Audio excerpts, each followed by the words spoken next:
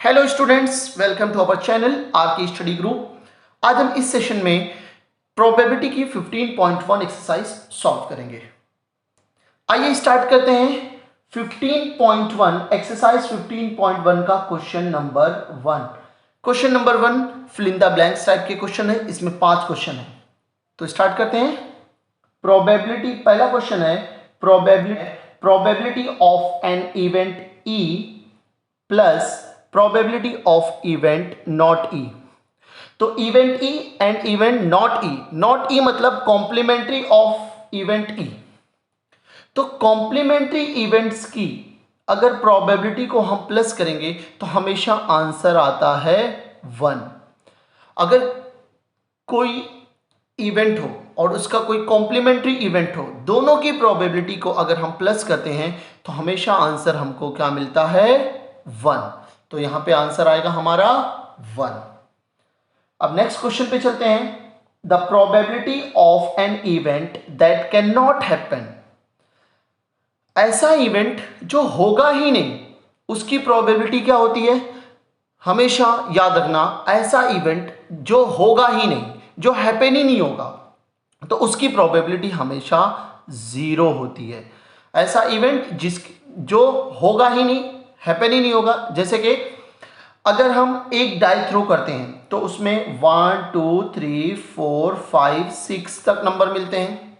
अगर हमें बोले find the probability of getting 7, तो यहां पे 7 आ ही नहीं रहा है, तो 7 की प्रोबेबिलिटी क्या होगी? 0। यहां पे लिखेंगे 0। सच एन इवेंट इज कॉल्ड, और ऐसे इवेंट को क्या हम बोलेंगे? इम्पॉसिबल इवेंट कहते हैं। Impossible event, impossible event. तो वापस एक बार देख लेते हैं। The probability of an event that can not happen is 0। Such an event is called impossible event, क्योंकि ये जो इवेंट है ये होगा ही नहीं, इसलिए ऐसे इवेंट की प्रोबेबिलिटी हमेशा 0 होती है, और इस टाइप के इवेंट्स को हम इम्पॉसिबल इवेंट्स कहते हैं। ठीक है, आप थर्ड क्वेश्चन की तरफ चलते हैं। थर्ड क्वेश्चन है probability of an event that is certain to happen. मतलब ये ऐसा इवेंट होगा जो होगा ही होगा, तो ऐसे इवेंट की प्रोबेबिलिटी हमेशा याद रखना 1 होती है। ऐसा इवेंट जिसकी कोई ना कोई हमें वैल्यू मिलेगी, आउटकम मिलेगा। जैसे कि find the probability of getting 1। एक डाइस अगर हम थ्रो करेंगे तो हमें 1 मिलेगा, एक बार मिलेगा ना 1, तो इसकी प्रोबेबिलिटी क्या होगी? हमेशा 1। या गेटिंग 3, तो गेटिंग 3 हमें एक बार तो 3 मिलेगा ही मिलेगा अगर हम एक डाई थ्रो करेंगे, तो ऐसे इवेंट्स की प्रोबेबिलिटी हमेशा क्या होती है? 1 होती है। Such an event is called, ऐसे इवेंट को हम क्या कहते हैं? Sure event. श्योर इवेंट, ऐसे इवेंट को हम क्या कहते हैं? Sure event. ठीक है, तो the probability of event that is certain to happen is 1। Such an event is called sure event. ठीक है, समझ में आ रहेगा आपको। अब नेक्स्ट क्वेश्चन पे चलते हैं। Question number 4। The sum of the probabilities of all elementary events of an experiment is. ऐसा इवेंट जिसके अंदर कोई हर आउटकम की एक वैल्यू आएगी, ऐसे इवेंट को हम एलिमेंट्री इवेंट कहते हैं। एलिमेंट्री इवेंट्स की प्रोबेबिलिटी को अगर हम प्लस कर देंगे तो हमेशा आंसर हमें मिलता है 1। फॉर एग्जाम्पल, अगर हम एक कॉइन टॉस करेंगे तो हमें 2 आउटकम मिलेगा, हेड और टेल। हेड की प्रोबेबिलिटी क्या होगी? 1/2, क्योंकि टोटल आउटकम कितने हैं? 2, और फेवरेबल आउटकम हेड कितने बार मिल रहा है? एक बार, तो इसलिए 1/2। इसी तरह टेल की प्रोबेबिलिटी क्या होगी? 1/2। अब दोनों के एक एक आउटकम्स मिले थे हमें, हेड के भी एक आउटकम मिले थे और टेल के भी एक आउटकम मिले थे। हेड की प्रोबेबिलिटी 1/2, टेल की प्रोबेबिलिटी 1/2। दोनों की प्रोबेबिलिटी को प्लस कर देंगे तो क्या मिलेगा? नीचे 2 है, दोनों में 2 है तो 2 लिखेंगे, 1 + 1 कर देंगे, 1 + 1 क्या हो जाएगा? 2/2। 2 1 2, 2 1 2, तो आंसर मिलेगा 1। तो याद रखना, हमेशा ऐसे इवेंट्स जिनकी एक वैल्यू एक आउटकम हमें मिलेगा ही मिलेगा। ऐसे इवेंट को हम एलिमेंट्री इवेंट्स कहते हैं, और एलिमेंट्री इवेंट्स को अगर हम क्या करेंगे, प्लस कर देंगे, तो हमेशा आंसर मिलेगा 1। याद रखना, हमेशा एलिमेंट्री इवेंट्स, एक ही एक्सपेरिमेंट में जितने भी एलिमेंट्री इवेंट होंगे सबकी प्रोबेबिलिटी को प्लस करेंगे तो आंसर आएगा 1। फॉर एग्जाम्पल ये हम लोग ने देखे हैं। अब नेक्स्ट क्वेश्चन की तरफ चलते हैं। The probability of an event is greater than और इक्वल टू। किसी भी इवेंट की प्रोबेबिलिटी किससे बड़ी होती है और उसके इक्वल होती है। तो मैंने एक और चीज बताया था कि किसी भी इवेंट की प्रोबेबिलिटी हमेशा 0 या 0 से बड़ी होती है और 1 या 1 से छोटी होती है। तो यहां पे ग्रेटर देन और इक्वल टू क्या आएगा, 0। कोई भी इवेंट होगा उसकी प्रोबेबिलिटी हमेशा 0 या 0 से बड़ी होगी। एंड लेस देन और इक्वल टू 1, यहां पे क्या आएगा, लेस देन और इक्वल टू 1 आएगा यहां पे, क्योंकि किसी भी इवेंट की प्रोबेबिलिटी हमेशा या तो 1 होगी या तो 1 से छोटी होगी। ठीक है, तो इस तरीके से ये क्वेश्चन था। अब नेक्स्ट क्वेश्चन की तरफ चलते हैं। नेक्स्ट क्वेश्चन है 15.1 का क्वेश्चन नंबर 2। क्वेश्चन नंबर 2 में हमें बताना है कि कुछ एक्सपेरिमेंट्स दिए हुए हैं और बताना है कि इन एक्सपेरिमेंट्स में हमें इक्वली लाइकली आउटकम्स मिलेंगे कि नहीं मिलेंगे, और उसका रीजन क्या होगा हमें एक्सप्लेन करना है। तो सबसे पहले समझते हैं कि इक्वली लाइकली आउटकम्स किसे कहते हैं। जैसे कि अगर हम एक फॉर एग्जांपल अगर हम एक कॉइन टॉस करते हैं तो या तो हमें हेड मिलेगा या तो हमें टेल मिलेगा। हेड मिलने के चांस और टेल मिलने के चांस क्या है, दोनों इक्वल है। या तो हेड या तो टेल, मतलब दोनों की प्रोबेबिलिटी क्या होगी, इक्वल होगी। तो ऐसे आउटकम्स को हम इक्वली लाइकली आउटकम्स कहते हैं। ठीक है, आइए क्वेश्चन नंबर 1 पे चलते हैं, देखते हैं इसके अंदर इक्वली लाइकली आउटकम हमें मिलेगा कि नहीं मिलेगा। लिखा है, a driver attempts to start a car, the car start or does not start. यहां पे क्वेश्चन दिया है कि एक ड्राइवर है जो कार को स्टार्ट कर रहा है, कार स्टार्ट होगी या कार स्टार्ट नहीं होगी। ज्यादा सी बात है कि कार स्टार्ट भी होगी या कार नहीं स्टार्ट हो सकती है, लेकिन यहां पे कार का स्टार्ट होना और कार का स्टार्ट नहीं होना ये कार की कंडीशन के ऊपर डिपेंड करता है, कार के कुछ फैक्टर्स के ऊपर डिपेंड करता है। इसलिए यहां पे हमें इक्वली लाइकली आउटकम्स नहीं मिलेंगे।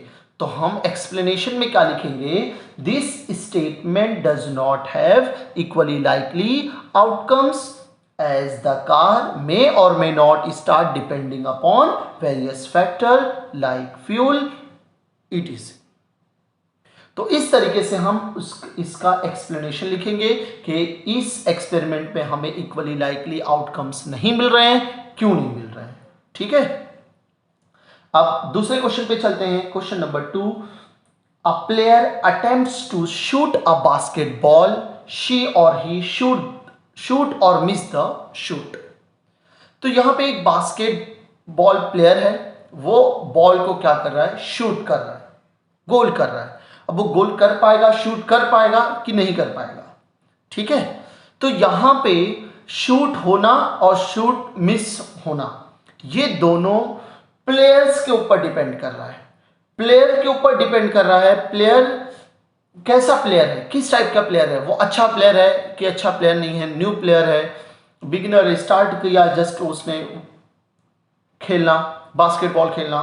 तो यहां पे प्लेयर की एबिलिटी पे डिपेंड करेगा कि वो शूट कर पाएगा कि शूट नहीं कर पाएगा। तो इसलिए यहां पे ये जो हमें इक्वली लाइकली आउटकम्स नहीं मिलेंगे। तो लिखेंगे, इसका रीजन क्या लिखेंगे, this statement does not have equally likely outcomes as the player may shoot or miss the shoot. अगर प्लेयर अच्छा रहेगा तो वो शूट कर देगा, अगर प्लेयर सही नहीं है, अच्छा प्लेयर नहीं है, अगर वो न्यू प्लेयर है तो वो या बास्केटबॉल के अंदर उससे ज़्यादा प्रैक्टिस नहीं है तो वो क्या कर सकता है, मिस कर सकता है। तो यहाँ पे प्लेयर की एबिलिटी के ऊपर डिपेंड करेगा कि वो शूट करेगा कि नहीं करेगा, इसलिए यहाँ पे भी हमें इक्वली लाइकली आउटकम्स नहीं मिलेंगे। ठीक है, अब नेक्स्ट क्वेश्चन की तरफ चलते हैं। जी है, a trial is made to answer a true false question. एक क्वेश्चन है जिसका आंसर क्या है, ट्रू या फॉल्स है। The answer is right or wrong. हमें बताना है कि इस ट्रायल में हमें राइट आंसर मिलेगा और रॉन्ग आंसर मिलेगा। तो जब भी हम कोई क्वेश्चन ट्रू और फॉल्स क्वेश्चन बेस पे कोई ऐसा क्वेश्चन रहता है जिसमें या तो दो ही आंसर मिलेंगे, या तो ट्रू मिलेगा या तो फॉल्स मिलेगा। यहाँ पे क्वेश्चन में दिया हुआ है कि जो क्वेश्चन है a trial is made to answer true false question, यहाँ पे पहले ही क्वेश्चन में दे दिया है कि जो क्वेश्चन है उसका आंसर क्या है, या तो ट्रू में है या फॉल्स में है। ठीक है, तो ऐसे तो यहाँ पे दो ही आउटकम्स पॉसिबल है, या तो ट्रू या तो फॉल्स। ठीक है, तो आंसर हमारा या तो राइट होगा या तो रॉन्ग होगा, क्योंकि यहाँ पे हमारा स्पेसिफाई कर दिया है जो भी आंसर होगा वो क्या होगा, ट्रू और फॉल्स में ही होगा। ठीक है, ट्रू और फॉल्स बताना है कि जो क्वेश्चन है या तो उसका क्वेश्चन ट्रू लिखना है हमको या तो फॉल्स लिखना है। तो ट्रू फॉल्स जो क्वेश्चन होते हैं उसके आंसर या तो अगर हम आंसर लिखेंगे या तो राइट होगा या तो रॉन्ग होगा।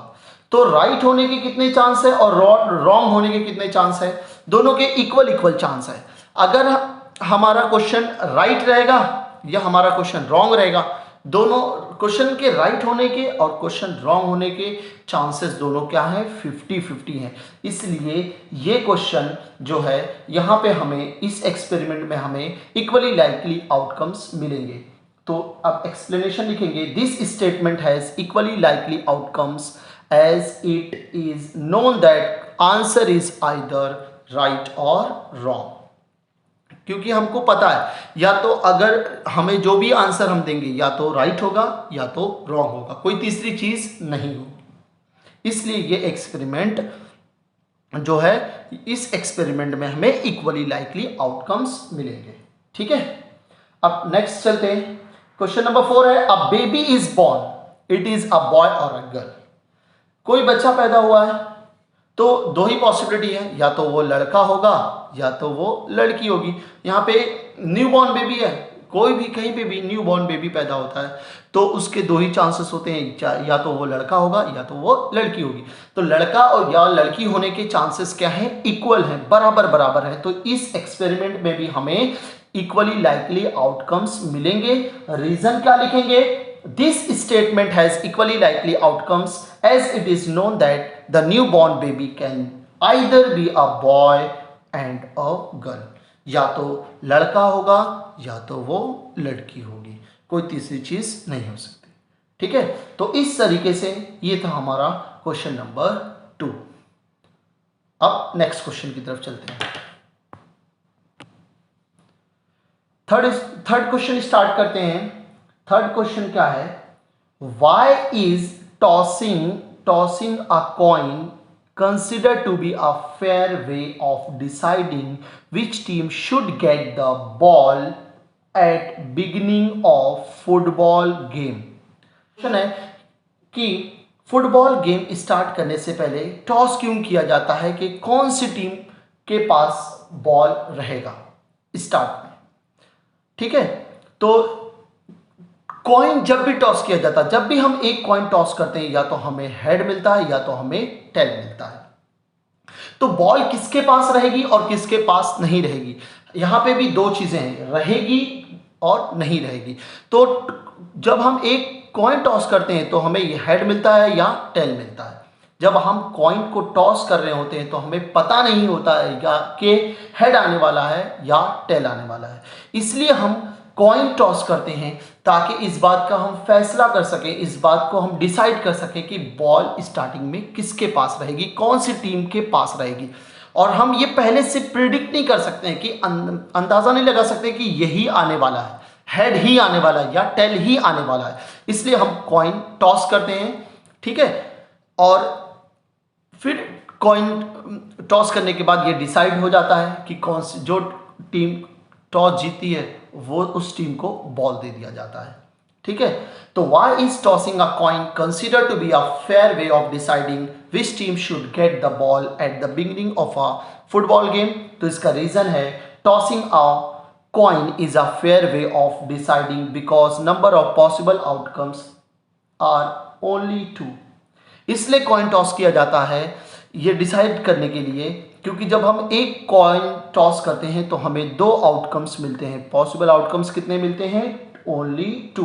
कोई तीसरा आउटकम हमें नहीं मिलता है, या तो हमें हेड मिलेगा या तो हमें टेल मिलेगा। Since these outcomes are equally likely, और ये दोनों आउटकम्स इक्वली लाइकली हैं, टॉसिंग इज अनप्रिडिक्टेबल। जब हम टॉस करते हैं तो हम बता नहीं सकते 100% यही आने वाला है।